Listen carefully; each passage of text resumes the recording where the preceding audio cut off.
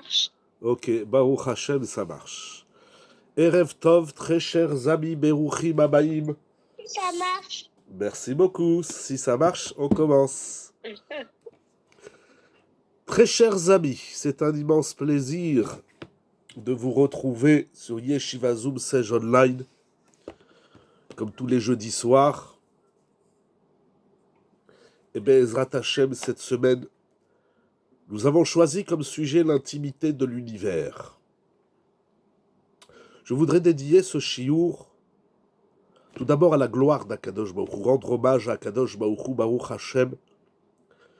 On est tranquille, on peut étudier la Torah, on n'a pas les sirènes, et bien évidemment on pense à nos frères et sœurs, à nos amis, à tout le Ham Israël, en Eretz Israël en particulier, dans le monde entier, pour qu'il y ait le shalom, la paix, la santé, la Géoula, la Yeshua pour tout le monde.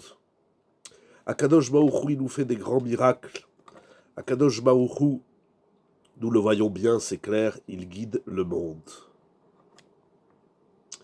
Alors, Bizmor letoda riou lachem kol haaretz, nous devons chanter le chant du remerciement, de la reconnaissance envers Akadosh Baruch Hu. Je voudrais dédier le shiur pour la Hatzlacha du Ham Israël, qu'on n'entende que des bonnes nouvelles, Be'ezrat Hashem. Le peuple d'Israël, nous avons besoin de mérite, nous avons besoin de zruyot, nous avons besoin de grands mérites. Et je voudrais remercier, en début du shiur, parce que nous arrivons vers la fin de l'année, et scolaire en tout cas, après les gens partent en vacances, juillet, août, il faut aussi se reposer un peu.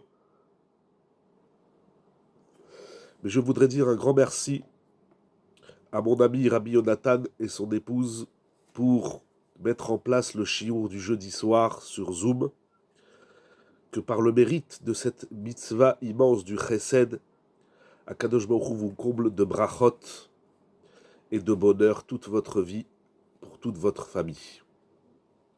Et je vous bénis, très chers amis, d'être avec nous tous les jeudis soirs. Et ça me permet de fouiller dans la Torah, de découvrir les saveurs de la Torah et de vous les partager. C'est vos chidushim. Parce que tout seul on s'ennuie, tout seul on ne peut pas partager la Torah. Et comme c'est une mitzvah d'étudier la Torah et également de l'enseigner, comme dit le Rambam Lilmod ou les Lamed, mitzvah Lilmod et mitzvah les Lamed, alors je vous remercie, très chers Chaverim du jeudi soir, que ensemble de notre étude rejaillisse la Simcha, la Bracha et la Yeshua pour vous, vos familles et pour tout le Ham Israël. L'intimité de l'univers. Il y a un mot dans le judaïsme, dans la Torah, bien sûr, le vrai, qui définit l'univers. Comment on dit l'univers dans la Torah ? Dans la Torah, l'univers tout entier s'appelle Olam. Olam, c'est pas que le globe terrestre. Olam, c'est tout l'univers, avec la galaxie, avec les astres, les étoiles, etc. Le soleil, la lune, le ciel, les nuages, bien sûr la terre, tout ça s'appelle Olam. Et avant de réciter toute bénédiction, les Chachamim, lorsqu'ils ont structuré la bracha, ils ont intégré le mot Olam. Baruch ata Hashem Elokenu melech haolam. Ça ne veut pas dire le roi du monde, mais le roi de l'univers. Si, dans la bracha, dans toutes les bénédictions que nous récitons, il faut intégrer le mot Olam, univers,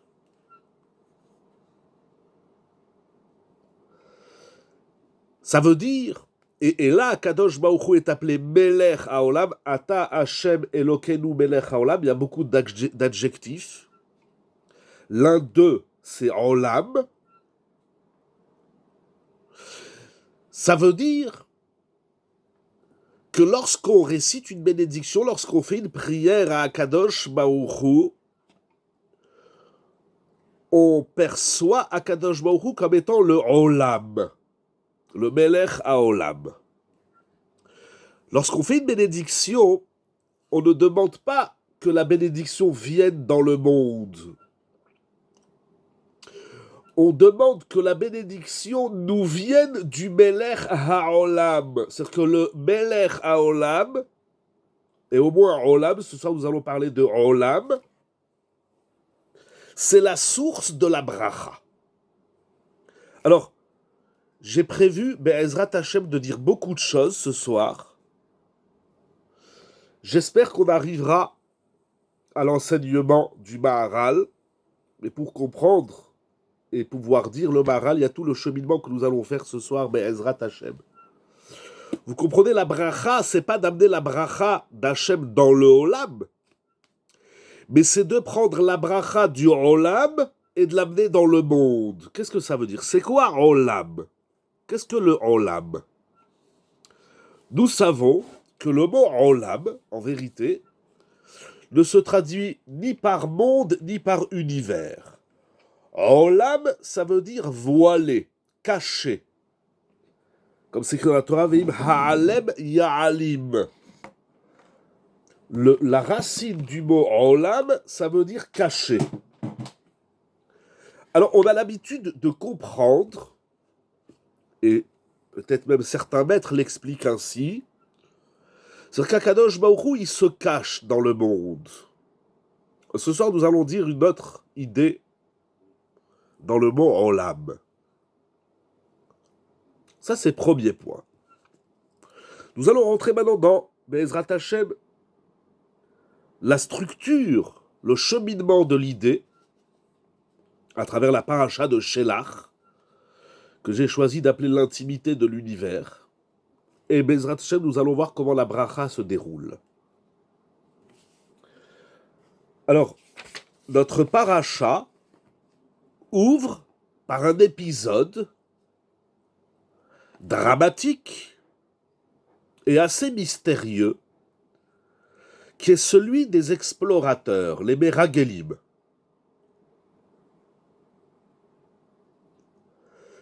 Les explorateurs, Moshe Rabbeinu va envoyer en Eretz Israël, en terre de Canaan, 12 hommes d'une très grande importance, des grands chachamim, comme le note le Baal HaTurim.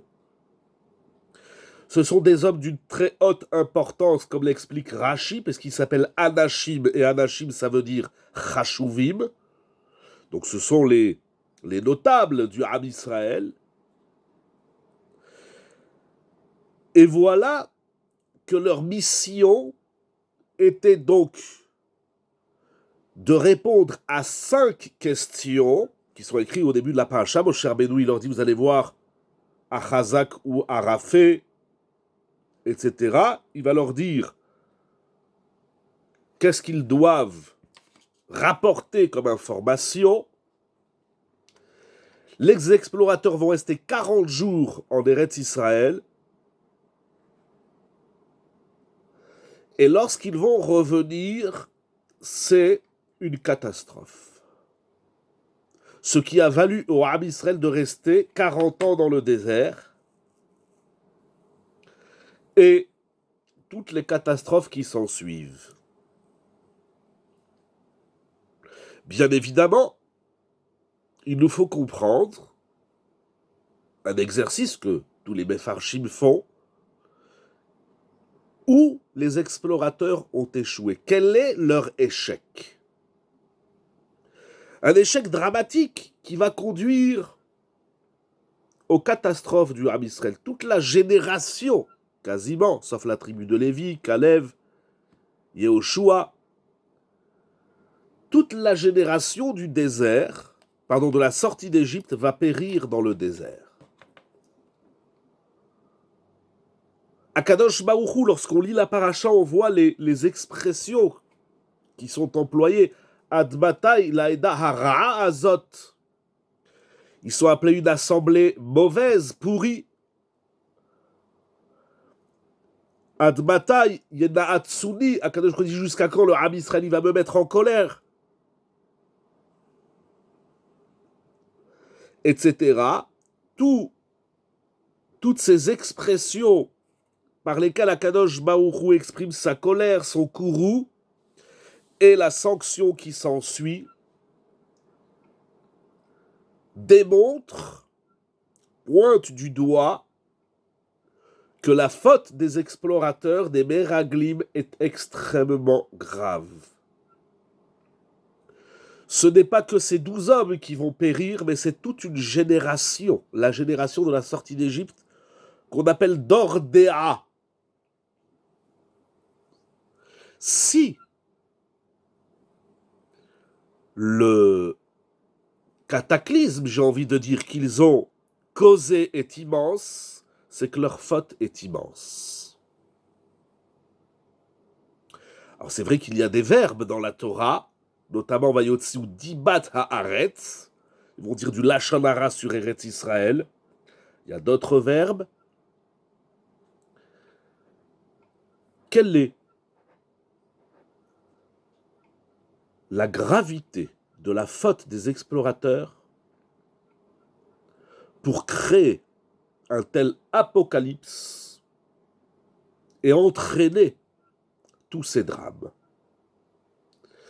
La question est travaillée dans la Gemara, dans le Midrash, dans tous les Mefarshim de la Torah. C'est une question fondamentale parce qu'il nous faut tirer des leçons pour nous aujourd'hui. On n'est pas là dans la Torah pour dire voilà qu'est-ce qu'ils ont fait, puis ils ont fait n'importe quoi. Qu'est-ce qui s'est passé dans le passé n'a pas d'intérêt si ce n'est pas pour en tirer des enseignements au présent. Au chapitre 13, verset 32, il est dit dans la paracha Vayotziu dibat haaretz asher taru ota. Ils vont littéralement sortir, Vayotziu dibat haaretz.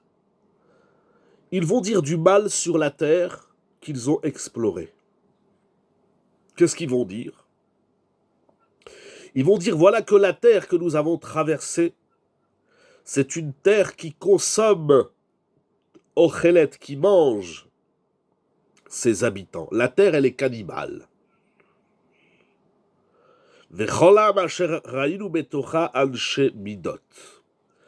Et tout le peuple dont nous avons vu dans cette terre, ce sont des hommes de mesure. Qu'est-ce que ça veut dire?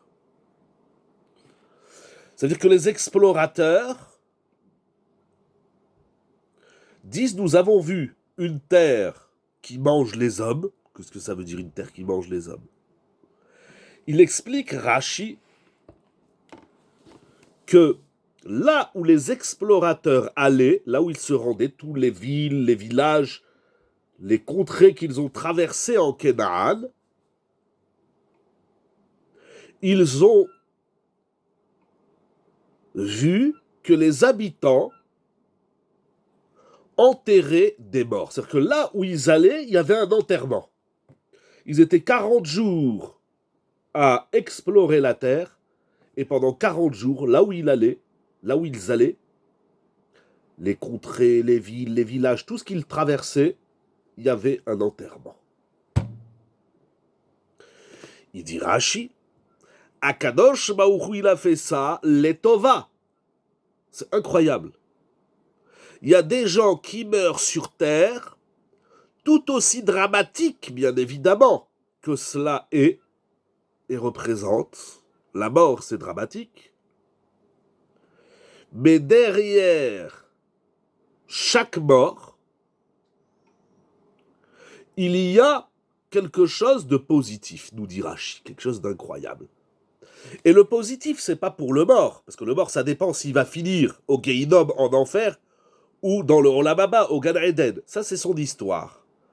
Mais pour les vivants, encore une fois, sans enlever le côté, bien évidemment, dramatique, le deuil, etc., il peut, à travers un enterrement, sortir quelque chose de bénéfique pour les vivants. Incroyable. Incroyable ce qui est écrit dans Rashi. Quelle est ici la tova, le bénéfice? C'est que, étant donné qu'il traversait des régions où il y avait des enterrements, alors les gens de la ville, du village, étaient préoccupés par l'enterrement, et donc ils ne se tournaient pas vers les explorateurs, et les explorateurs avaient le champ libre, ils avaient toute la liberté de pouvoir traverser et voyager dans ce pays sans être remarqués. Ça, c'est que nous explique Rashi. Il faut comprendre, dit Rabbi Yochanan de Rachmastrivka, dans son livre Imre Kodesh, rapporté dans le livre Pnime Torah Vechassidut de Rav Eliezer David Friedman. Il dit, il faut comprendre. Quelle est la faute des explorateurs? Voilà qu'ils ont dit la vérité. C'est-à-dire lorsqu'ils reviennent et ils disent « Nous avons vu des enterrements », c'est pas un mensonge, c'est une vérité. Ils ont vu des enterrements. Et ils ont vu également Al-Shemidot, des hommes de mesure, en vérité sur démesurés parce que c'était des géants. Donc ce qu'ils prononcent, c'est vrai. Ils n'ont pas menti. Alors, ils reviennent, ils disent, on a vu des géants et on a vu des morts. Depuis quand est-il permis de dire la vérité? Alors, il faut savoir que vous soulevez une question extrêmement délicate. Et on pourrait dire, effectivement, que même si c'est vrai, on n'a pas le droit de le dire, c'est d'ailleurs toutes les lois de la Shonara. Mais n'oublions pas qu'ils ont été missionnés pour nous rapporter des informations.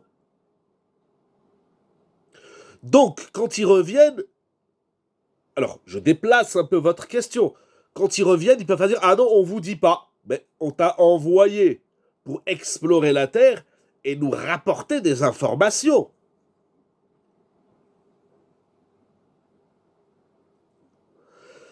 Si l'information de vérité est importante pour l'auditoire, eh bien je le dois la dire. Donc attention, là-bas, il y a des gens qui meurent tous les jours et c'est des géants. Donc préparez-vous à des guerres, préparez-vous à être accueillis par des gens qui sont différents, etc., etc.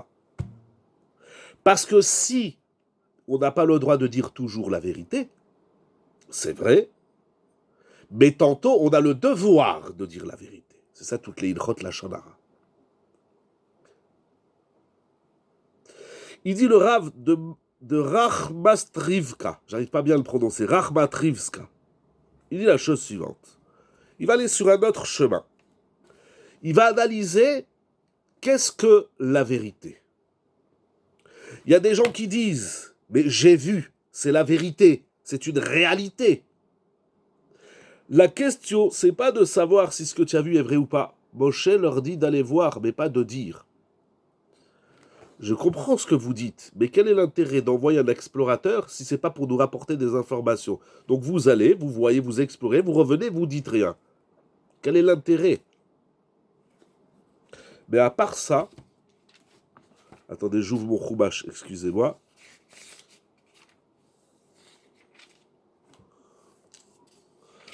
Alors, venez chez Motam, au début il y a les noms, et il va leur dire, Vaishlach Moshe la Torah, Alouze Bagedegev, et vous allez voir comment elle est la terre, ou Baaretz Hasheritova, Imraa, ou Baaretz Hashemna, ou le Kartem, Vayalou et Aturetaz. Bon, vous avez raison, dans le Passouk, c'est pas écrit qu'ils doivent dire, mais quel est l'intérêt d'envoyer un explorateur s'il revient, il donne pas d'informations? Par définition, l'espion, l'explorateur, c'est pour nous dire.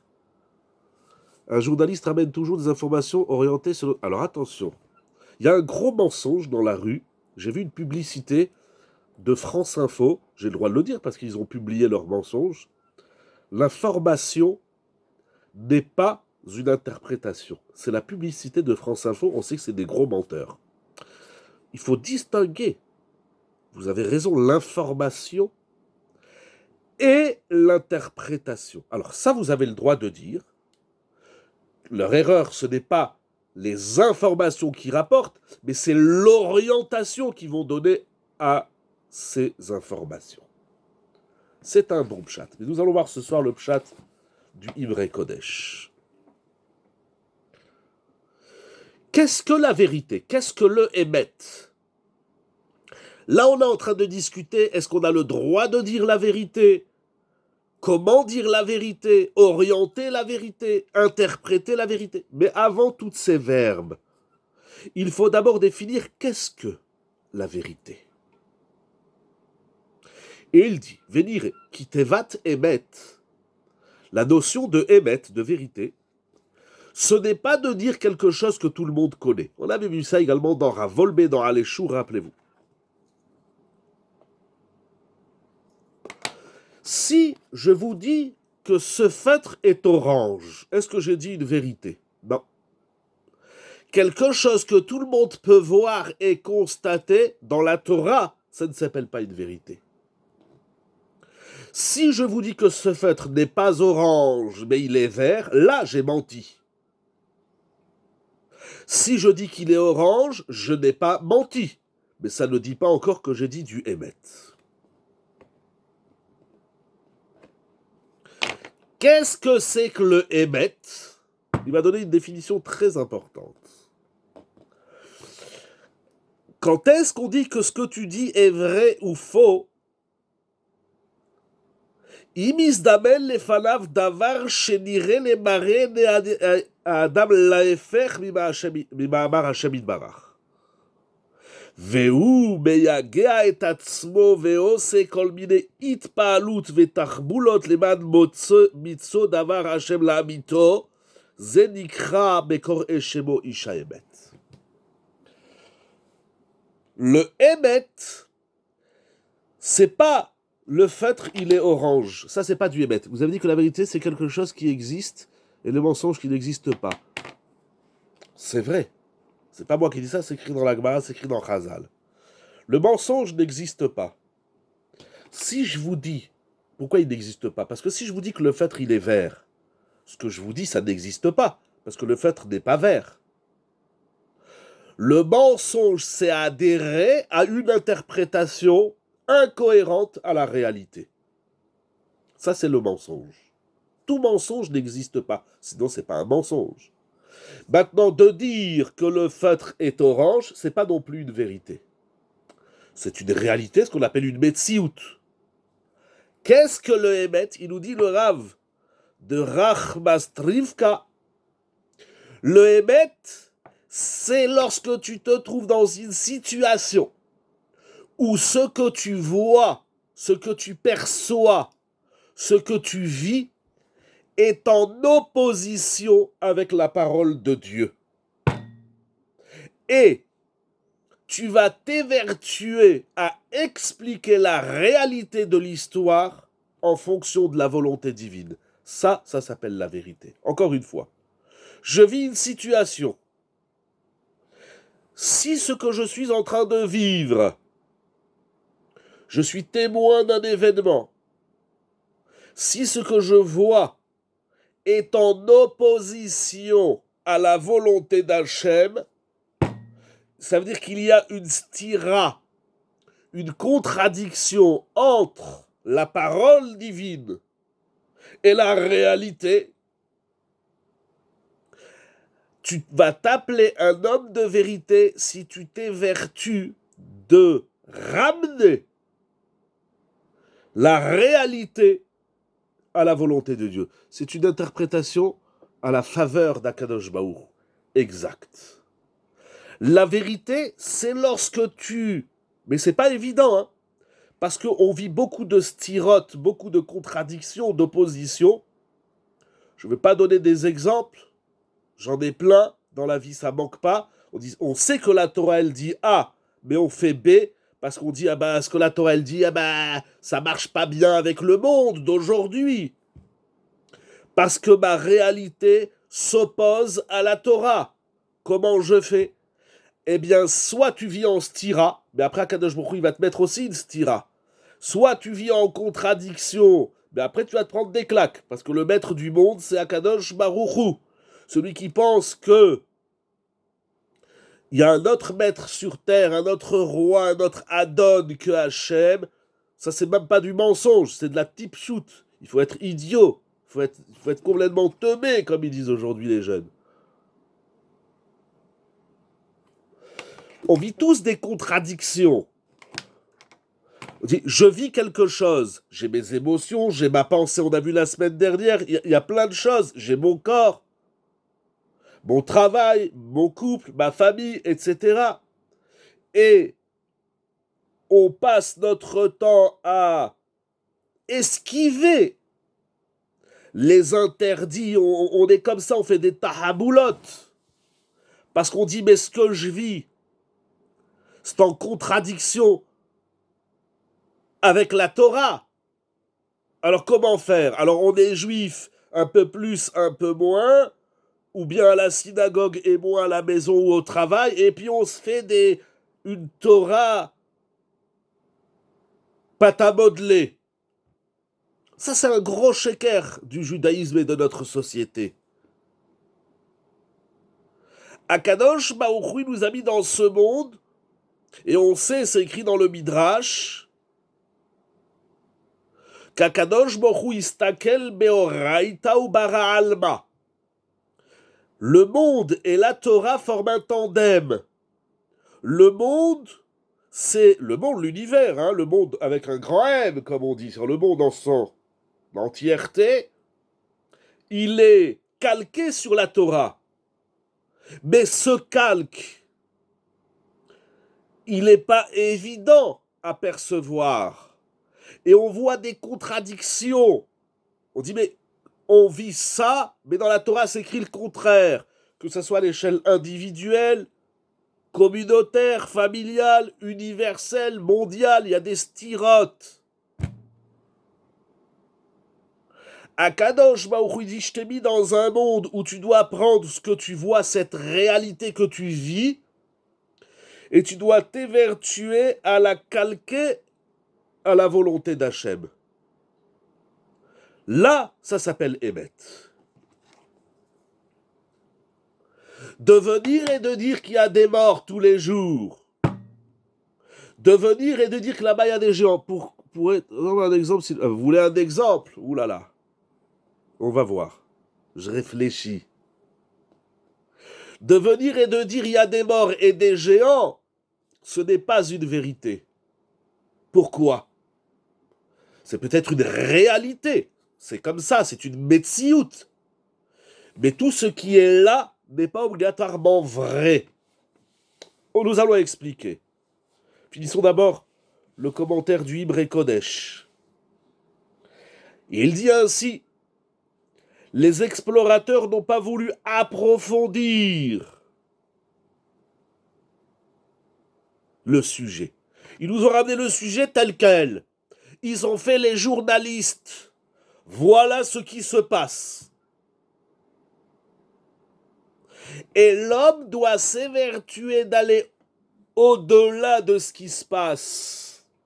Parce que, en vérité, il est impossible, et c'est pour ça que France Info, et c'est pas les seuls, on est tous comme ça, c'est des gros menteurs. À partir du moment où je te donne une information, tu ne peux pas détacher l'information d'une quelconque interprétation. On est constitué de telle façon où dès qu'on voit ou on entend quelque chose, on lui donne certainement un sens. Ça n'existe pas, la neutralité dans l'info, dans l'information n'existe pas, quelle qu'elle soit, que ce soit France Info, bien sûr, peu importe le média ou peu importe la personne, à partir du moment où je vous donne une information, instinctivement et immédiatement se déclenche chez vous un mécanisme d'interprétation. Ça n'existe pas de rester neutre sur quelque chose qu'on a entendu. En kazedavar baolam. Celui qui lit la tfila et il reste neutre, qu'il ferme tout de suite le sidour, qu'il arrête de prier. Celui qui lit la Torah et qui n'en fait pas une interprétation, qu'il arrête de lire la Torah. Mais ça, c'est vrai aussi dans le monde. Si le monde dans lequel tu emmagasines des informations et tu ne les interprètes pas, tu n'as plus droit à l'existence. L'interprétation, les 5 questions de Moshe Rabbeinu demandaient la réalité ou la vérité. Oh, après le Hébreu Kodesh, les 5 questions, la mission des explorateurs, c'était de rapporter une réalité qui ne s'oppose pas à la volonté de Dieu, qui ne s'oppose pas au Ratzon Hashem, qui ne s'oppose pas à la Torah, parce que la Torah, c'est le mode d'emploi du monde. Si ce que tu me dis, ça s'oppose à ce qui est écrit dans la Torah, alors tu n'as pas le droit de le dire. Moshe Rabbeinu, il ne va pas envoyer en Eretz Israël des soldats, des états-majors, des espions, etc. Il va envoyer des hommes chashuvim, d'une très haute importance. Chachamim, il dit le Baal HaTurim. Donc ça veut dire que vous avez les outils, non pas de ramener une information, mais de nous ramener une information qui doit obligatoirement être cohérente avec le message de la Torah. Un juif, s'il ne parle pas Torah, ou il est journaliste, et c'est très grave d'être journaliste, ou il est menteur, et c'est très grave d'être menteur, etc., etc. Ce que tu sors de ta bouche, et c'est peut-être ça, je vais emprunter un vort chassidique. Je crois même que c'est écrit dans le Baal Shem Tov, mais je ne suis pas sûr, que quand c'est écrit dans la Torah, Eretz, la terre, ça veut dire Artziyut, le terrien. Qu'est-ce que ça veut dire? Ils ont rapporté Dibat Haaretz. Il faut arrêter de traduire par la Shonara, vulgairement. C'est-à-dire qu'ils ont rapporté une parole qui n'avait d'autre sens que celui de la terre. Mais ils ont oublié Shamaïm. Bereshit bara Elokim et ha-Shamaïm et haaretz. Si il y a une dissociation entre Shamaïm et Eretz, s'il y a un décalage entre Shamaïm et Eretz, tu n'as pas le droit de parler. Tout ce que nous faisons, tout ce que nous parlons, tout ce que nous pensons, tout ce que nous existons, c'est de trouver l'harmonie qu'il y a entre le ciel et la terre, le haut et le bas. C'était ça la mission des explorateurs. La mission des explorateurs, c'est pas de nous rapporter des faits. C'est de nous rapporter des faits qui sont en cohérence avec le message de la Torah. Un juif, il doit parler de Torah et du monde. Il parle des deux. Regardez le Maharal, regardez Rav Shimshon Raphaël Hirsch, regardez le Rambam et encore tous les maîtres de la Torah. Lorsqu'on nous insulte de dire « Ah, vous étudiez la Torah, vous vous coupez du monde », c'est un mensonge, c'est un leurre, c'est une insulte infondée. Parce que ceux qui sont dans ce monde et qui n'ont pas la Torah, eux, ils sont découpés de la Torah. Et ça, c'est très grave. Très, très grave. Attention comment on interprète les événements qui se produisent aujourd'hui. Il y a ceux qui ont une analyse sans Torah. Alors, moi, je préfère écouter celle des Goïm. Vous allez sur CNews ou sur d'autres. Je ne sais pas si vous avez lu, j'ai mis sur mon statut qu'est-ce qu'il a dit l'imam de France. C'est très intéressant. Il y a des Goïm qui disent des choses très intéressantes. Chacun y choisira le Goï qu'il veut. Si tu parles pas Torah, alors il y a des Goïm qui sont plus intéressants que toi. Beaucoup plus intéressants. Le juif, il est là pour conjuguer la Torah et le monde. C'est ça le monde du juif. Si quand tu parles, il n'y a pas de Torah, alors c'est grave. Il y a un autre drame, c'est ceux qui vont dire ça y est, c'est Gog et Magog, ça y est, le Mashiach, il est là. Ça, c'est un autre discours. Parce qu'on utilise la Torah à nos intérêts comme ça nous arrange. Je veux pas, et je ne suis pas là pour taper ni sur les uns ni sur les autres, mais comme on est au cœur de l'actualité, Il faut faire attention. Bon, il y a quelqu'un cette semaine qui m'a dit que M. Netanyahou, c'est Mashiach ben Yosef.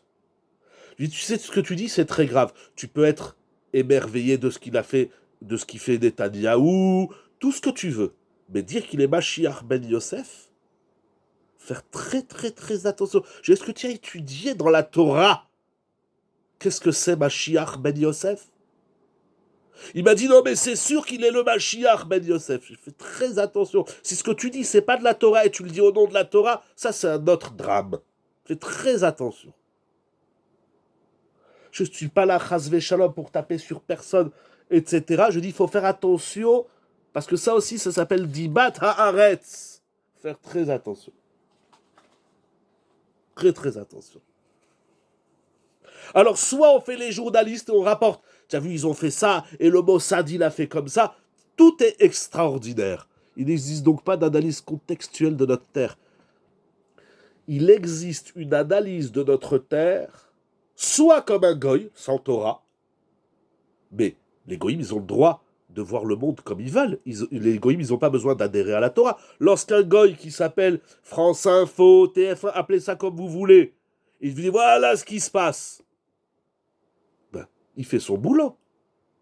S'il interprète, alors attention, s'il interprète pour les goïms, un goy a le droit d'interpréter pour les goïms. Je ne connais pas d'interdiction. Rien n'interdit aux goïms d'interpréter le monde. Mais si le Ben Israël, il consomme l'interprétation du goy, ça, c'est très grave. Parce qu'Akadosh Baruch Hu nous a donné une grille de lecture du monde, c'est la Torah. Ce qu'on explique, ce qu'on dit.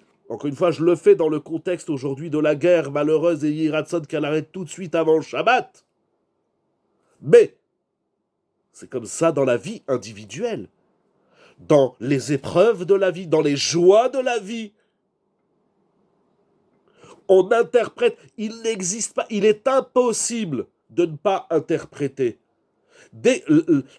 L'information, quelle qu'elle soit, déclenche systématiquement le mécanisme opératoire de l'interprétation. Il faut faire attention comment on interprète. Il y a trois possibilités. Il y a celui qui interprète sans la Torah, c'est un goy. Il y a des goïms intéressants, il y a des philosophes, il y a des penseurs, il y a des psychologues, il y a des hommes politiques, il y a des gens intéressants. Il y a le goy intéressant et il y a le goy teubé, il y en a plein. Soit il interprète en cohérence avec la Torah, soit il interprète avec la Torah et il raconte des salades. Il y a trois façons de voir le monde. Les explorateurs ont ramené des faits, mais la façon dont ils ont ramené les faits, ça n'était pas cohérent avec le message de la Torah. Avançons, on va essayer d'avancer un peu. À la fin de la paracha, il y a la mitzvah du tzitzit. Une mitzvah incroyable. Et je vais vous donner une clé. Peut-être pas trop des exemples, mais je vais vous donner une clé. Pas moi, j'invente rien du tout.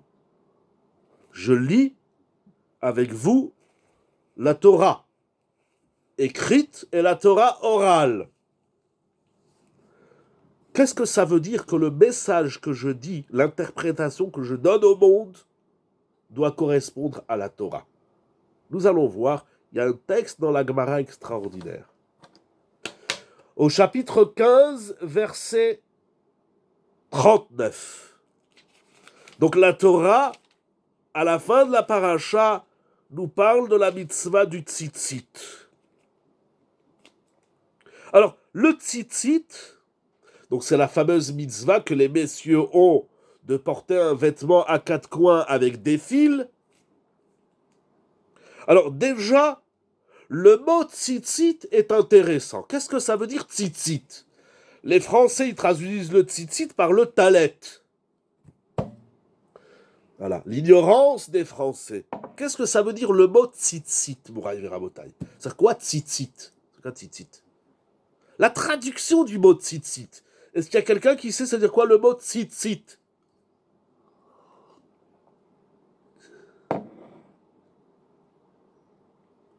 Il dit Rashi Akadosh, chapitre 15, verset 38. Scintillant, pas du tout. Pas du tout. À Nitzotz, comme Nitzotz, pas mal, pas mal. Pas mal, mais j'ai pas rencontré votre traduction, il faut la chercher. Qu'est-ce qu'il dit Rashi, la traduction du mot tzitzit là? Ça, pourquoi ça s'appelle des tzitzit. Vous savez, aujourd'hui, ils font des tzitzit sans fil. Ils font des tzitzit Bluetooth. Il dit Rashi, al shem apetilim ateluimba, kemo vaikacheni betzitzit roshi. Le mot tzitzit, dit Rashi, ça veut dire fil, pétil. Ça, tzitzit, ça veut dire fil. Donc ça veut dire que la mitzvah du tzitzit, c'est de porter des fils. Incroyable. Quel est le sens du fil? Kemo vaikacheni betzitzit roshi. Quand on a les cheveux un peu longs, ça s'appelle tzitzit. Voilà, mesdames, si vous avez les cheveux longs, ou messieurs, peu importe, ceux qui ont des cheveux longs, ou les péotes, voilà, nous on dit ça s'appelle les péotes. Dans la Torah, ça s'appelle pas les péotes, ça s'appelle le tzitzit. Voilà. Incroyable. Tzitzit, ça veut dire fil. À partir du moment où tzitzit, ça veut dire fil, ça veut dire qu'il y a quelque chose dans ce fil, dans ces fils. Voilà, la mitzvah, elle est là. Deuxième explication, nous dit Rashi, tzitzit al shem uritem oto. Parce que la mitzvah, c'est de le regarder. Kemo metzitz minacharakim. Donc, tzitzit, ça veut dire fil, et ça veut dire regarder. Incroyable. On a une mitzvah de porter une lunette. Tzitzit, ça veut dire lunette, il dit Rashi. Tzitzit, ça veut dire regarder. Ça veut dire yeux. À la yeshiva, on disait j'ai des problèmes d'yeux, D''Y.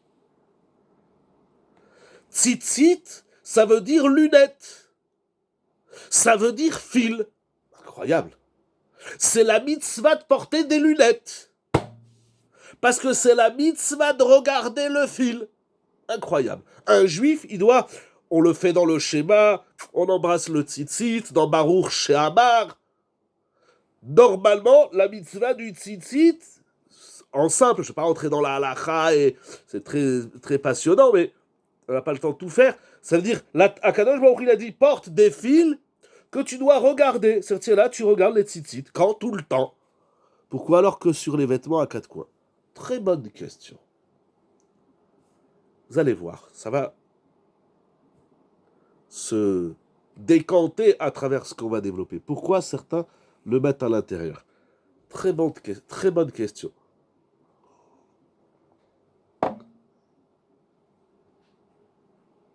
Premier Rashi. Deuxième Rashi, dit Rashi. Alors, déjà, la Torah, elle dit Ve'aya lachem le tzitzit uritem oto. Donc, vous porterez les tzitzit et vous les regarderez. C'est une mitzvah de regarder ce qu'il faut regarder, c'est le tzitzit. Pardon, d'abord, uzchartem et kol mitzvot Hashem. Quand on regarde le tzitzit, on se rappelle de toute la Torah. Pourquoi? Il dit Rashi parce que la valeur numérique, vous verrez, Rashi fait le calcul entre les fils et les nœuds, multiplié par 4 parce qu'il y a 4 coins, ça fait 613. Rabotai, je peux vous assurer que si vous regardez le tzitzit 1000 ans, vous n'allez jamais vous rappeler des 613 mitzvot. Qu'est-ce qu'il dit Rashi? Quand tu vois le tzitzit, tu te rappelles des 613 mitzvot. Comment ça marche? C'est magique. Il continue Rashi. Et la Torah, elle dit donc, quand tu auras le tzitzit, tu n'as pas le droit de te détourner après ton cœur. Notre propre cœur nous détourne. Et nos yeux nous détournent. Qu'est-ce que ça veut dire que notre cœur et nos yeux nous détournent? L'œil, la vue et le cœur, qui sont des organes vitaux, comme c'est écrit dans la Gemara, ils ont le pouvoir de nous détourner de l'existentiel, de la vie, de tout. Velo taturu achare levavchem. Le cœur et les yeux sont des organes vitaux, mais extrêmement dangereux. Incroyable. Ce soir, nous n'allons pas parler de l'Evavchem, nous n'allons pas parler du cœur. Il ne reste pas beaucoup de temps, il y a encore beaucoup de choses à dire. Nous allons parler des yeux.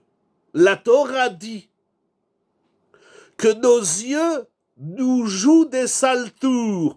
L'œil, c'est vital, au point que la Gemara nous enseigne dans Masechet Nedarim que celui qui ne voit pas, il est considéré comme mort. Il n'a pas de contact avec le monde. Souma Chashuv Kemet. Mais voir, c'est également très dangereux. La Torah nous dit, ne vous laissez pas entraîner par vos yeux. Enechem. Tous les matins on dit à Kadosh Baruch Hu, Pokeach Ivrim. Mais Baruch Hashem, moi je ne suis pas aveugle. Pourquoi on dit à Kadosh Baruch Hu, il donne la vue aux aveugles? On aurait dû dire, il donne la vue aux voyants. Pokeach Pikrim. Parce qu'on demande à Kadosh Baruch Hu que nos yeux, notre vue, ne nous rendent pas aveugles. Parce que la vue, elle a ce pouvoir de te rendre aveugle. Et quand tu dis j'ai vu, eh ben sache que même si c'est vrai que tu as vu, on n'est pas en train de dire non, t'as pas vu. On est en train de dire c'est vrai que tu as vu. Mais à partir du moment où ce que tu vois, ça te détourne, alors t'es mort, mon coco. On demande à Kadosh Baruch Hu Pokeach. Vous savez que dans la Gemara, le mot Pikeach, on l'a vu dans Yebamot, notamment au Kollel dernièrement. Le mot Pikeach, c'est la lucidité d'esprit, c'est le contraire du choté. On demande à Kadosh Baruch Hu qui nous donne de l'intelligence dans notre vue. Il ne faut pas être intelligent que dans son cerveau. Il faut que notre intelligence descende dans nos yeux, dans notre nez, notre bouche, nos oreilles, notre cou et tout notre corps. Celui qui a laissé la chorma dans le moar et sa chorma, elle n'est pas descendue, elle ne va pas remplir son corps, il est foutu. Se souvenir de la Torah par les tzitzit, ça permet d'avoir ce regard Torah sur tous les événements. Exactement. Mais pourquoi nous allons voir? Nous allons voir. Qu'est-ce qu'ils nous apprennent les tzitzit? Inirashi. Aïn roe ve'alev chomed ve'aguf ose et ha'averot. La vue, vous comprenez? On n'est pas en train de dire, mais non, t'as rien vu. Je te dis, j'ai vu, je sais ce que je vois. Ce n'est pas ce qu'on voit qui interprète, c'est son sérel, exactement. Mais il y a pire, il y a des gens qui n'interprètent rien. Et ils vivent à travers ce qu'ils voient. Et la Torah dit, fais attention à ce que tu vois. J'ai dit tout à l'heure, il y a celui qui interprète mal, il y a celui qui n'interprète pas du tout. Il y a celui qui vit à travers ce qu'il voit. Je vois bien. Comment ils appellent ça? Les réalistes. Moi, je les appelle des fatalistes. Des non-croyants, etc. Attention à ce qu'on voit.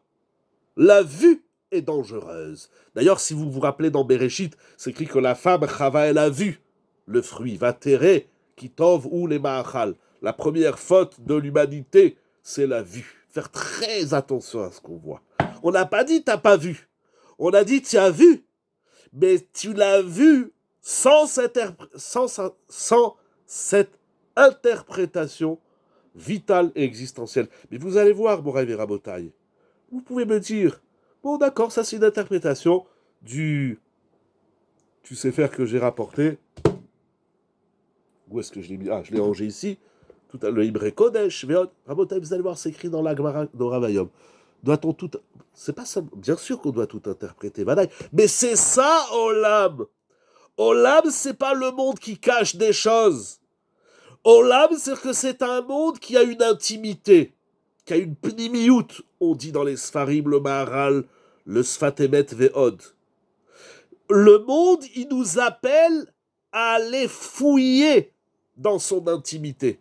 Celui qui vit l'univers comme étant une réalité qu'il voit, il n'a rien, il n'est pas dans le Olam. Tout ce qu'il y a dans le monde, ce n'est rien d'autre qu'un papier cadeau d'emballage. C'est comme si on vous offre un cadeau, vous gardez le papier cadeau, vous jetez le cadeau. C'est dans l'emballage. Olam, ça veut dire emballage. Ça veut dire papier cadeau, c'est-à-dire papier d'emballage. Sac de plastique. C'est pour ça que le sac de plastique, il a tué la planète. Parce qu'on ne regarde pas ce qu'il y a dedans. Olam, c'est-à-dire c'est un monde qui contient. Il y a l'univers qui se voit. Mais à Kadosh, bon, il dit, je veux pas que tu vives dans ce que tu vois. Pourquoi un lot assez négatif et pas une mitzvah assez? Mais il y a les deux. Il y a Uritem, Usrartem, Velotatou, je sais pas. Bonne question. Moraïm et Rabotai, nous allons lire quelques phrases dans le Sfat Emet. Parce que le Sfat Emet, en vérité, il y a un autre Rashi qui dit pourquoi, par la suite, Rashi dit pourquoi c'est écrit Yetziat Mitzraïm. Je le dis très vite, c'est juste parce que c'est très intéressant dans la démonstration. Pourquoi c'est écrit, et vous vous rappellerez d'Égypte, hein, comment c'est écrit qu'est-ce que ça vient faire ici, l'Égypte, au milieu des tzitzit? Pourquoi au milieu des tzitzit, on nous parle de Mitzrayim? Il dit Rashi quelque chose de Nora Ve'ayom. Je cherche Rashi, parce qu'Akadosh Baruch Hu, il dit de la même façon qu'en Égypte, j'ai su distinguer entre la goutte du premier-né, la semence du premier-né, et la semence de celui qui n'est pas le premier-né, au moment de Makat Mechorot. Ainsi, je sais distinguer celui qui met un vrai tzitzit et celui qui met un faux tzitzit. En d'autres termes, on est au cœur de l'intimité de la création de l'existence. Moraïm et Rabotai. Je voudrais vous lire 3 phrases. Le Sfat Emet, il a écrit énormément sur la mitzvah de tzitzit, mais il y a 3 phrases qui m'ont marqué. Le Sfat Emet, Tavresh Lamed Aleph. Il dit que la mitzvah de tzitzit, par définition, c'est d'apprendre à regarder les choses non pas dans leur aspect extérieur, mais dans leur pnimiyut. Zedavar gadol liot nimshar tamid achara pnimiyut. D'être tout le temps attiré après l'intimité des choses. Celui qui voit dans le monde, celui qui vit seulement à travers ce qu'il voit, il n'est pas dans le Olam. C'est un menteur, il n'est pas dans le Olam. Le monde ne se définit pas à travers ce que tu vois. Ce que tu vois est un danger dramatique. La mitzvah du tzitzit a par excellence pour enjeu de nous apprendre à voir l'intimité des choses. Première phrase. Le Sfat Emet, il écrit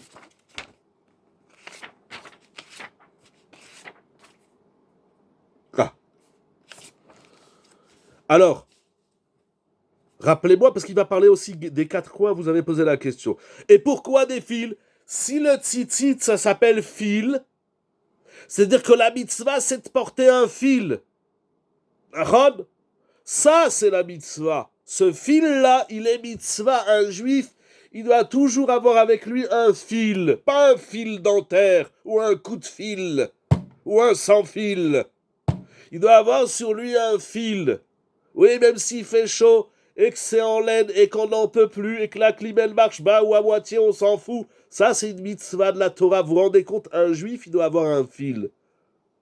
Quand j'étais petit, les Avdil Ben Kodesh Lechol, chaque fois que je lisais Tintin, il y a là-bas le professeur Tournesol, il a toujours un fil dans la main. Vous vous rappelez, vous avez lu Tintin. Hein, il a un fil et au bout, il y a une boule, si je ne me trompe pas. Hein, monsieur le scientifique. Voilà la pendule, voilà. Et chaque fois que je regarde mon titi, je dis quelle est la différence entre mon titi et celui de monsieur le professeur Tournesol. Et c'est pas une pendule, c'est un fil. À quoi ça sert un fil? Il dit le Sfat Emet, qu'est-ce qu'on fait avec des fils? Qu'est-ce qu'on fait? On attache. C'est pour ça qu'on fait des nœuds. Mais on doit attacher quoi? Alors on attache, et vous savez que dans la halakha, ce n'est pas que les nœuds qui sont importants, c'est également toute cette partie, le fil. Bah, à quoi ils servent ces fils? Et si tous les fils sont craqués, c'est pas soul. Parce qu'un fil, ça sert à nouer. Alors on noue, on arrête. Et pourquoi alors tu laisses des fils qui sont pas cousus et noués, etc. Parce que le travail du juif, c'est de continuer de faire des nœuds, pas gordiens, des nœuds, à quoi? Qu'est-ce qu'on doit attacher quoi à quoi?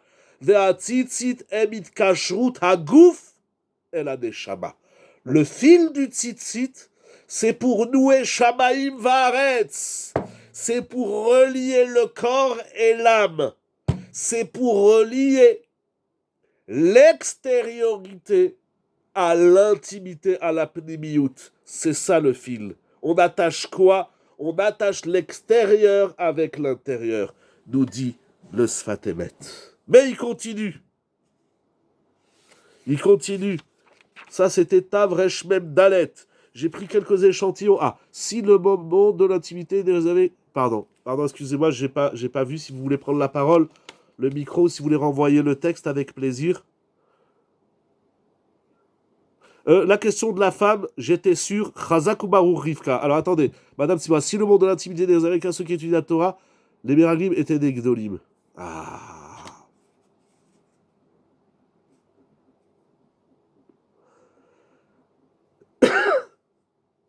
Vous savez, je vais vous le dire un peu en avance.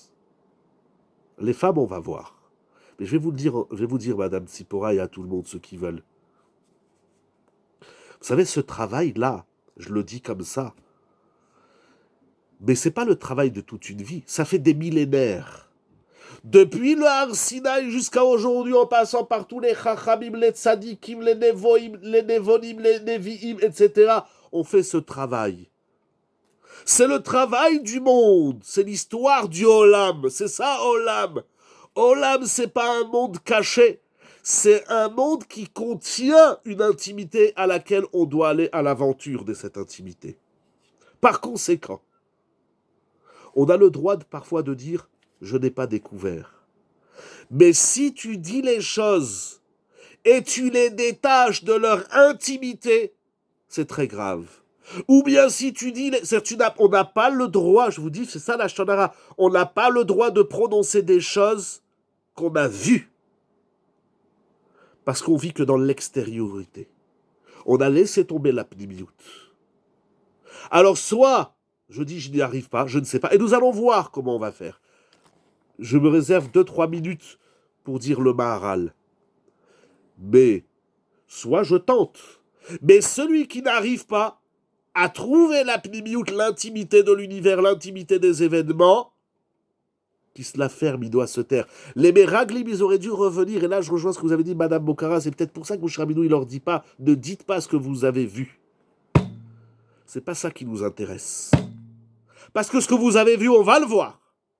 Ce qui nous intéresse, c'est est-ce que vous arrivez à joindre le gouffre et la neshama. Le visible et l'intime. Il fallait voir pour se connecter. Il fallait voir pour se connecter. J'ai pas bien compris, mais Chila. L'humain n'a-t-il pas droit Bien sûr qu'il a le droit à la teshuva. Mais c'est ça. Les Meraglim, je reviens à vous tout de suite, Madame Bokhara, les Meraglim, ils ont fait une erreur. Parce qu'étant donné qu'ils n'ont pas réussi, qu'ils n'ont pas su, qu'ils n'ont pas voulu, c'est pas une simple erreur. C'est une erreur fatale. Vous savez, se connecter à soi, la vue. Alors attendez, Mechila. Je rebondis sur Monsieur Meyer, je reviens à vous tout de suite, Madame Bokhara. Mechila. Vous savez, vous me rappelez, il y a des gens, ils roulent comme des fous sur l'autoroute. Il y a des gens qui se tuent tous les jours avec la drogue. Et alors, il ne peut pas faire tchouva, c'est trop tard. Il y a des erreurs qu'on n'a pas le droit de faire. On a le droit, et je vais vous dire un grand yesod, on a le droit de faire une erreur d'interprétation. Mais on n'a pas le droit de ne pas faire d'interprétation. Celui qui est de surcroît Eretz Kenan, Eretz Israël et la Torah. Si tu ne sais pas interpréter, si tu ne veux pas interpréter, si tu n'arrives pas à interpréter, silence, tais-toi. Il faut se taire. On va tenter. Si les Meraglim étaient venus, ils ont dit voilà ce qu'on a vu. Bon, maintenant, ensemble, on va faire un travail. On va nous mettre un midrash. On va aller chez Moshe Rabbeinu.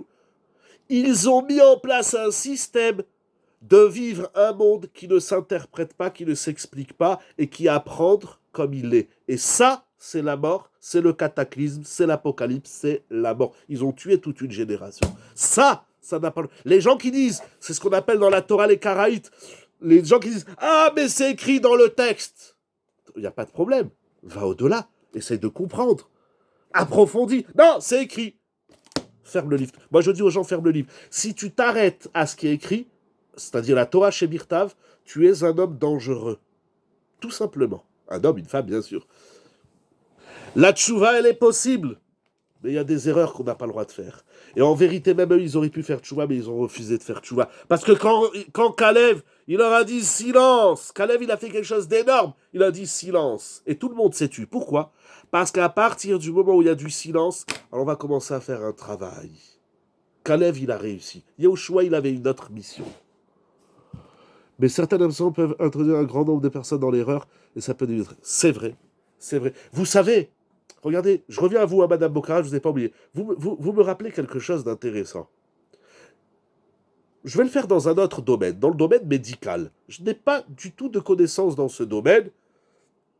Je ne suis pas médecin, et je ne suis pas là pour critiquer, et je ne vais pas dire quelque chose de négatif. Mais ayant eu affaire un tout petit peu avec des médecins, les dentistes, ou le généraliste, ou le cardiologue, il y a, ou ce qu'on entend, bon, bref. Un médecin, il voit une radio. Il voit une radio. La radio, elle dit ce qu'elle dit. D'ailleurs, ils appellent ça interpréter une radio. Intéressant. Il y a le médecin qui vous dit, monsieur, madame, voilà, nous le problème qu'il y a. Je ne sais pas l'interpréter. Mais essayez tel médicament, qu'est-ce que vous allez faire ? Vous allez fuir. Maintenant, il y a un autre médecin qui vous dit, je vais l'interpréter. Mais c'est une chance sur 2, une chance sur 3, je ne connais pas les statistiques. Vous allez dire quoi ? On tente pas, ça dépend de chacun. Et il y a un médecin qui vous dit, lui c'est le top, il vous dit, c'est ça le pchat de la radio. Qu'est-ce qu'on fait ? Le diagnostic d'un médecin. Un médecin, il interprète. Un banquier, un avocat. Mais le monde entier passe son temps à interpréter tout ce qui se passe.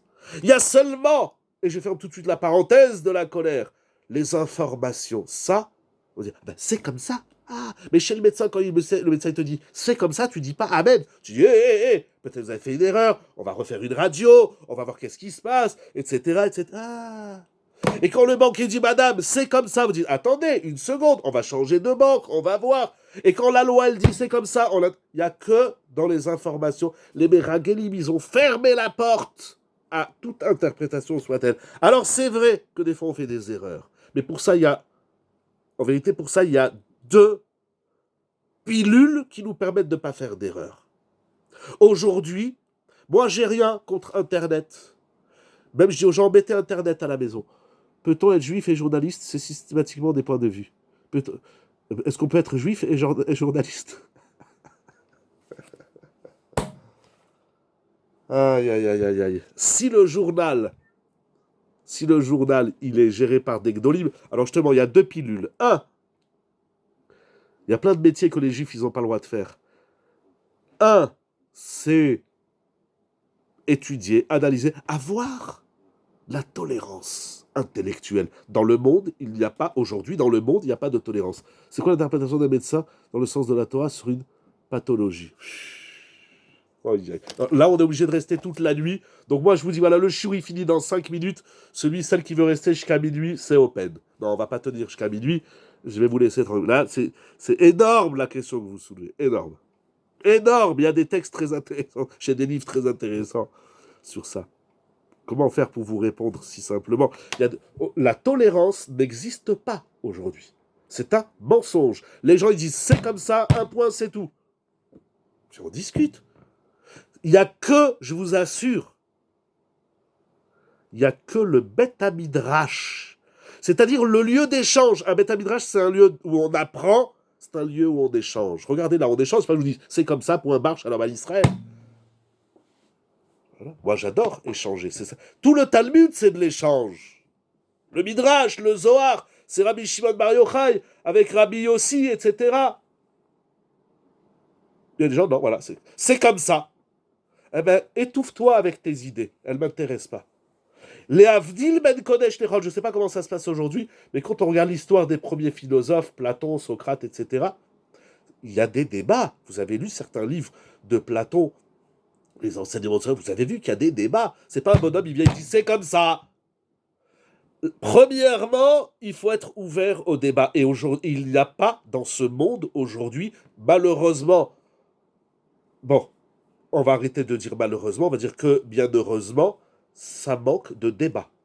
Dans les couples, dans les familles, dans les communautés, il n'y a pas de débat. Il n'y a pas, c'est comme ça. C'est dramatique. Aujourd'hui, on a tué le débat. On a tué l'intellect. La deuxième chose, c'est qui on doit fréquenter. On va le voir dans le Maharal. Moraï et Rabota, il y avait une question de Madame Bokhara. Qu'est-ce que vous avez dit, si vous vous rappelez, si vous l'avez encore dans, ou si vous voulez prendre le micro, je ne l'ai pas en tête, parce qu'il y a eu des questions qui se sont superposées. Je reste les yeux rivés sur la réalité de mon écran. Allô, allô? Bon. Ah. Ils auraient dû regarder la Terre pour se connecter. Ah, attendez, Meyer, Mechila Meyer, parce qu'il y a Madame Okra depuis tout à l'heure, là, on lui fait des queues de poisson. Alors, non, il n'y a pas de souci. Alors, Mechila, Madame Okra, j'ai pas eu le temps de lire votre question, sinon prenez le micro. On laisse Madame Okara renvoyer son message. Ah, ils auraient dû regarder la Terre pour se connecter à leur intériorité, pas pour parler. Non, enfin oui, ils auraient dû regarder la Terre pour laisser parler leur intériorité. Ils ont parlé sans ce recul. On a le droit de parler, il faut parler. On est des parlants, on est des êtres parlants.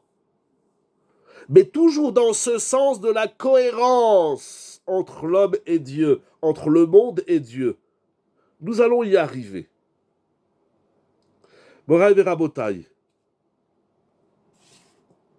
La Gemara. Est-ce que c'est bon? On a fini les questions? Bon, le Sfat Emet, j'ai dit 3 phrases du Sfat Emet, mais il y a... Quel est le recul des hommes politiques ou des militaires? Niet, 0. 0 recul. 0. Vous me parlez de ce qui se passe aujourd'hui ou dans le monde? 0 recul. 0. Vous savez, il y a un débat qui est très intéressant depuis la Shoah. Vous avez certainement entendu parler, les procès, etc. Il y a des nazis, Imah Shemam, que leur nom, leur mémoire, leur argent, tous leurs souvenirs soient effacés de la terre. Mais il y en a qui ont dit, mais pourquoi vous avez tué? Il dit, mais nous, on n'a fait qu'exécuter les ordres. On est des exécutants. C'est un débat qui est énorme. Qui est énorme. Mais dans la Torah, tout existe. La politique, ça existe. Il y a des grands chachamim qui ont fait de la politique. Daniel, il a fait de la politique. Mordechai, il a fait de la politique. Rav Meir Shapira, de l'oubli, il a fait de la politique. Quand les gens disent « Ah, toi, tu es un Rav, tu n'as pas le droit de parler de politique. Ah, mais toi, l'ignorant, le hmar, tu as le droit de parler de Torah. » Ou tu parles que de tes ch'touillottes, de politique ou de ce que tu veux, de ton travail, et tu parles pas de Torah. Non, l'ignorant, il s'octroie le droit. Il y a pire sur l'exécutant pendant la guerre. Oui, je le dis très vite et très vulgairement, mais voilà. Où on est cohérent. Et si le Talmid Chacham, il n'a pas le droit de parler de ce qui se passe dans le monde, parce qu'on ferme la bouche au Talmid Chachamim, alors l'ignorant, il n'a pas le droit de parler de Torah. Alors tu parles comme un goy. Mais sache-le, ne viens pas et dire, oui, moi, quand il me parle de Torah, les ignorants, je me marre, je suis plié en 4. Ou bien, si tu es ignorant et tu te permets de parler de Torah, alors sache que dans la Torah, on parle aussi et de politique, et de science, et de médecine, etc., et de guerre. Il y a des lois de la guerre dans la Torah. Il y a des règles. Tout, il y a de la Torah. Tout est Torah. Voilà. Il n'y a pas de domaine. Pourquoi? Je voudrais terminer. Je sais, je vais aller un peu vite, Moraï et Rabotai, mais c'est dommage de passer à côté de ces choses-là. La Gemara, dans Masechet Menachot, Daf Mem Gimel Amud Bet, elle écrit quelque chose de dramatique et de savoureux. La Gemara dit, c'est incroyable la force des Chachamim. Rabbi Shimon ben Yochai Omer, Daf Mem Gimel Amud Bet, Kol Azariz be mitzvah zo, tout celui qui fait attention, qui est zélé, qui est est lancé dans la mitzvah du tzitzit, Zoche ou Mekabel Penechrina. Il va accueillir Dieu. Voilà. On le cherche dans la tfila, on cherche Akadosh Baruch Hu dans la parnassa, dans les enfants, dans la santé, dans le shalom, on cherche Akadosh Baruch Hu. Il dit Rabbi Shimon Bar Yochai, celui qui met le tzitzit, il va rencontrer Dieu. Quand, quoi et où? Tout de suite et maintenant, pas que dans le Olam Haba. Là, tout de suite. Vous savez, il y a des hommes et des femmes qui se vantent d'avoir rencontré Eliyahu Hanavi. C'est sûr, c'est énorme. Mais un juif, il ne cherche pas Eliyahu Hanavi. Un juif, il cherche le bon Dieu. Il cherche Akadosh Baruch Hu. Et il dit Rabbi Shimon Bar Yochai, celui qui met le tzitzit, il voit Hachem, tu le vois. Je dis, il est où le bon Dieu? Tu le vois, pas seulement dans les antimissiles, pas seulement dans les miracles, tout le temps. Pourquoi? D'où il sait ça? Ah bon, Rabbi Shimon Bar Yochai, il sait plein de choses. Vadaï. Mais Rabbi Shimon Bar Yochai, il va lire notre pasouk de façon merveilleuse. Il dit, regardez, c'est écrit dans la paracha de cette semaine, au verset 30, chapitre 15, verset 39. Ve'aya lachem letzitzit, uritem oto, et vous le verrez. Vous verrez quoi? Qui? Il dit Rabbi Shimon Bar Yochai, vous verrez Dieu. Lorsqu'on met le tzitzit, on voit Kadosh Baruch Hu. Le tzitzit, c'est la lunette qui nous permet de voir Dieu de partout dans le monde.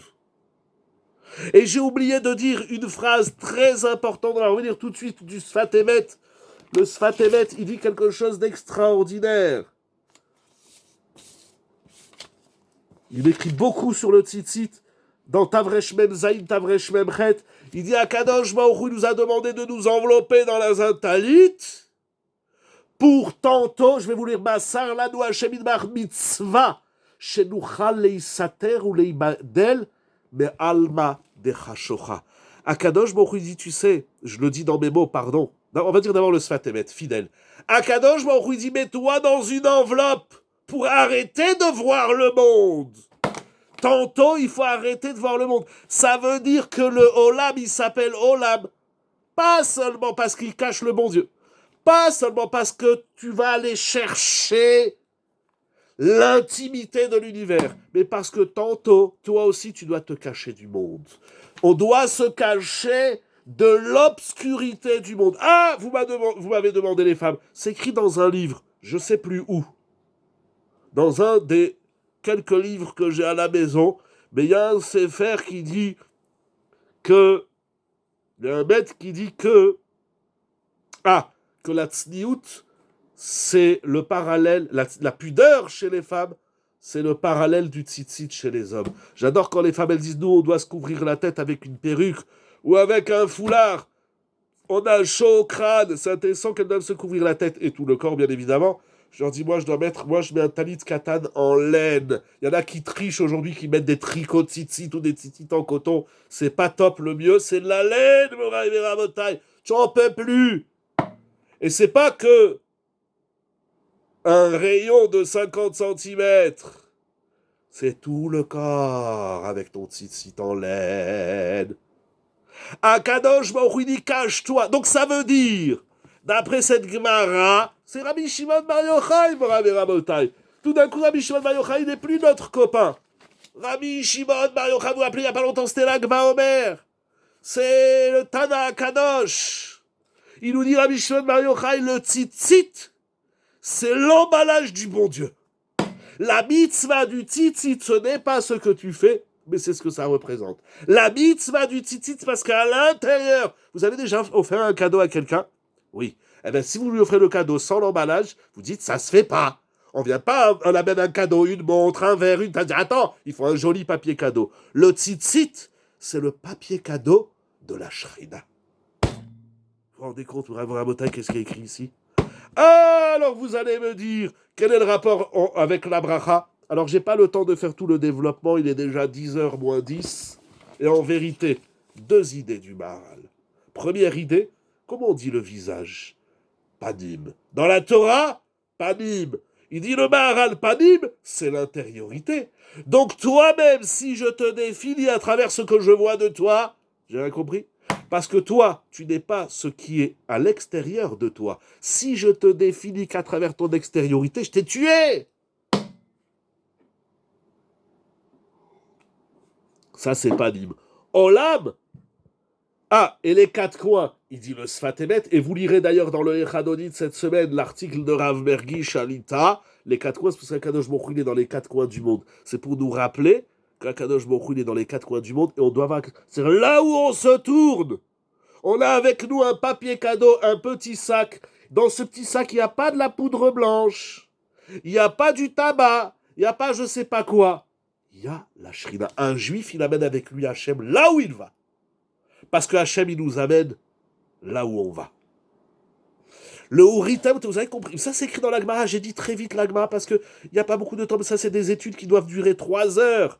Merci déjà beaucoup que vous êtes là 1 heure, merci beaucoup pour les organisateurs, merci beaucoup pour Akadosh Baruch Hu, je t'amarche, c'est beau. Mais regardez l'Agmara dans même Gimel Amoudbet, Rabbi Shimon Bar Yochai, Dolé Atanaïm, quand il voyait le tzitzit, il voyait Dieu. Uritem Oto. Oto, ça veut dire lui. Vous le verrez avec un grand L. Vous voyez le tzitzit, vous voyez le bon Dieu. Il dit le Maharal. Bon, je ne sais pas comment le dire, mais dans Netiva Torah, au Perek Yudalef, il ramène une Gemara. Comment on va dire? Ah, bon, on va dire comme ça. Alors, on va le faire qu'en résumé. J'ai pas le temps. Il me faut au moins une demi-heure pour faire tout le raisonnement du Maharal. Mais le Maharal, il dit un grand Yesod. Je disais tout à l'heure. Mais donc, voir l'intériorité du monde, c'est exactement. Chazak. Voir, c'est l'intimité de l'univers, c'est le Boré Olam. Et donc, tout ce que tu vois dans l'univers, il faut que ce que tu vois, c'est l'extériorité, et il faut que l'extériorité que tu vois corresponde. Vous savez, corresponde à l'intériorité de l'univers, à la Shrina. Vous savez, il y a des commerçants qui sont des gros menteurs et des gros tricheurs. Vous voyez une vitrine de boutique. Vous voyez une paire de chaussures, un costume, le dama. Vous entrez, vous dites, je veux la même. Vous dites, ah, il n'y en a plus. Après, tu la laisses dehors. Ah. Ou des fois, il dit, mais ne restez pas dehors, venez voir à l'intérieur. Il y a des meilleurs produits. Quand on est dans la cohérence, on est exactement dans la cohérence du divin et du réel. Bon, mais Rabotai, dit le Maharal, vous verrez dans les Tivatora Perek Yudalef, j'ai dit, il y a deux façons d'interpréter, c'est-à-dire de trouver la clé. La clé, c'est Oto. Oto, c'est Akadosh Baruch Hu, Ishtabar Shemo. Il dit, le Maharal, comment on trouve le bon Dieu? C'est quand on se colle au Talmidei Chachamim. Pourquoi? Parce que les Talmidei Chachamim, ils n'ont d'autre vision du monde, si ce n'est qu'une vision intime et intérieure du monde. Et donc, on a la bracha, il dit le Maharal. Pourquoi vous rappelez, il y a quelques semaines, j'ai oublié dans quel shiur, il y a quelques semaines, je vous avais ramené déjà ce vent, je ne sais plus au nom, je crois peut-être même c'était au nom du Maharal. Ah oui, sur les pluies. J'avais parlé sur la pluie, je ne sais plus pourquoi j'ai parlé sur la pluie, à nos frères. Bref, le Maharal, il dit parce que la bracha, elle vient mimakom Elion. La bracha, elle vient d'un lieu très haut. Parce que c'est un lieu, parce que Elion et Olam, ça je rajoute petite parenthèse, c'est pas le Maharal, donc vous n'êtes pas obligé de vous en rappeler, Elion et Olam. Ça veut dire, Elion c'est supérieur, ça veut dire que le monde dans lequel on est, pour avoir la bracha, il faut aller la chercher. Ah oui, dans Bechukotai, hein, vous vous rappelez le shiur de Bechukotai, la première bracha c'est la pluie, je ne sais plus si c'était ici ou à la Yeshiva d'Ilozocher, bref.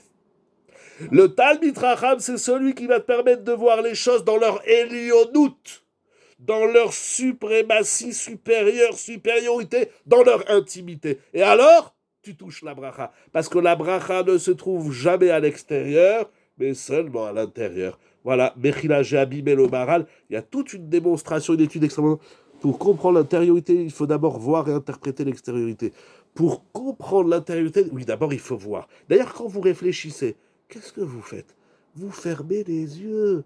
Pourquoi? Parce que vous savez que ce qui est à l'extérieur, ça va vous déranger de rentrer à l'intérieur. C'est pour ça que quand on fait le schéma, on ferme les yeux. Certains, lorsqu'ils font la Hamida, ils ferment les yeux. Et c'est pour ça que la nuit, on ferme les yeux. Pourquoi Kadosh Baruch Hu, il a fait que... Vous savez, il y a des animaux, ils dorment les yeux ouverts. Pourquoi nous, on ne dort pas les yeux ouverts? Parce que si on dort les yeux ouverts, le monde extérieur, il nous empêche de plonger dans l'intimité de notre être. Et de nos rêves, je vous dis, Laïla Tov, faites de beaux rêves, qu'Akadosh Baruch Hu, il nous donne la possibilité de comprendre. Au-delà du visuel, sommes-nous plus vivants en dormant? J'attendais la question. Pardon. Le temps est passé, on coupe l'émission. Non, attendez, juste, je vous dis Shabbat Shalom. Très bonne question. Très, très bonne. Bon, en tout cas, quand on dort mal, eh ben, on sait que mal dormir, c'est mal vivre. Ça, on sait, ça, les scientifiques, ils savent. Bon, je ne suis pas scientifique. Moraï et Rabotai, face à Kadosh Baruch Hu. Bien sûr que ce que nous voyons de cette guerre, pour parler un peu d'actualité, c'est énorme ce qui se passe. Mais il ne faut pas s'arrêter à ce qu'on voit. Celui qui s'arrête à ce qui est vu, il encourt un danger immense. Ur item auto, bien sûr le Mossad, l'armée, tout ce que vous voulez, c'est super. Mais c'est pas la finalité. La finalité, c'est auto. Est-ce qu'à travers tout ça, tu vois Kadosh Baruch Hu? Ur item auto, c'est ça qu'on doit voir. Et arriver à joindre, c'est peut-être pour ça qu'il y a un fil, je ne sais pas, les deux bouts du fil, ça veut dire la réalité et la shrina. Zochev et Roep et Shrina, Shilma Uritamoto, Morev et Rabotaï, Ratson Kakadosh Baruch se manifeste encore plus. Pourquoi? Pas pour nous, mais pour lui, pour la gloire d'Akadosh Baruch. Dans le monde, en Eretz Israël en particulier, parce que Eretz Israël c'est la terre d'Akadosh Baruch. Shelihi, la terre elle est à moi, il a dit Akadosh Baruch, c'est écrit dans la Torah, dans le Chumash. Alors Yeratzon Baruch se manifeste de façon claire, voyante. Le prophète Eliyahu a demandé à Akadosh Baruch que son serveur voit. J'ai pas compris, Bechila. Eliyahu Hanavi, il a demandé que son serviteur y voit. J'ai pas compris. Excusez-moi, Bechila. Si vous voulez prendre le micro ou écrire. Non, j'ai pas compris. Hein, Bechila, il faut que je rende l'antenne. Vous êtes là ou... Ah. L'isolement du Ham Israël est une épreuve supplémentaire. Est-ce une interprétation? Attention. Mais je vous ai dit, il faut 4 heures. Toute interprétation, elle doit être cohérente avec le bon Dieu. Et le bon Dieu, c'est Tov. Vaillard, merci d'avoir posé la question. Et quand la chair Asav, il est Tov, Meod. Celui qui voit mal, il est dramatique. Parce que Hachem, il est Tov. Dans toute chose, il faut arriver à avoir du Tov. C'est très difficile. C'est pas d'exercice facile. Et tant qu'on n'a pas touché le point Tov, le point T, T comme Tov, alors c'est qu'on n'a pas bien fouillé, c'est qu'on n'a pas bien cherché. Et il y a des choses qui nous échappent. Là, on revient aux premières traductions du mot Olam. Morav Rabotage, je vous dis Shabbat Shalom, ou Mevoach, dans la joie, la santé, le bonheur. Des cascades de Yeshua, des cascades de Brachot. Vous le serviteur des... Oui, que Hachem ouvre ses yeux. J'ai pas l'histoire. Comment on va la traduire? La souffrance d'un autre. Il y a un chiour extraordinaire de Rav Avigdor Miller. Rav Avigdor Miller, il dit quand tu vois que l'autre il a un problème, tu vois, tu dois dire, tu dois pleurer pour l'autre, tu dois l'aider, tu vas lui donner de l'argent, tu vas prier, tu vas l'accompagner, tout ce que tu veux. Mais en même temps, en toi-même, tu dois dire Kos Yeshua Tesaou Shema Donai Ekra. En toi-même, tu dois dire mais moi, Baruch Hashem, j'ai pas ce problème. Moi, Baruch Hashem, je ne suis pas sur une chaise roulante. Moi, Baruch Hashem, j'ai pas telle maladie. Moi, Baruch Hashem, j'ai pas tel problème. Le problème de l'autre, mais l'obscurité de l'autre, met en avant ma lumière. C'était le shiur de Rav Avigdor Miller dans la paracha de Béalotra. Mon Rav Rabotage, je serais bien resté encore avec vous, mais il est vraiment très tard. Il faut préparer Shabbos Kodesh, il faut continuer. Kakadosh Baruch Hu, il vous comble de brachot et il déverse des cascades à n'en plus finir de brachot. Regardez, Rivka, vraiment, je vous demande pardon, parce qu'on va rentrer, il est tard, voilà, il est tard, on va rentrer dans l'histoire d'Eliyahu Hanavi, que d'abord, je ne l'ai pas en tête, donc je ne sais pas, voilà, on a compris le Yesod, Bezrat Hashem, Vayar et Kol Asher Asa Ve'inetov Meod. Kakadosh Baruch Hu nous permet d'avoir une vision claire et nette et cohérente avec le bon Dieu, avec Akadosh Baruch Hu, pour la gloire d'Akadosh Baruch Hu, dans la Simcha, Moraï Verabotai. Pour nous, pour tout Israël, la Géoula, la Yeshua, que du bonheur. Un grand merci à tout le monde, au Ham Israël, à la vie. Il faut dire merci à la vie, merci à Akadosh Baruch Hu. Yeshiva Zoom, c'est online, pour la saveur et la gloire, pour la saveur de la Torah, la gloire d'Akadosh Baruch Hu. avec le sourire. Shabbat Shalom. Kol Tuv.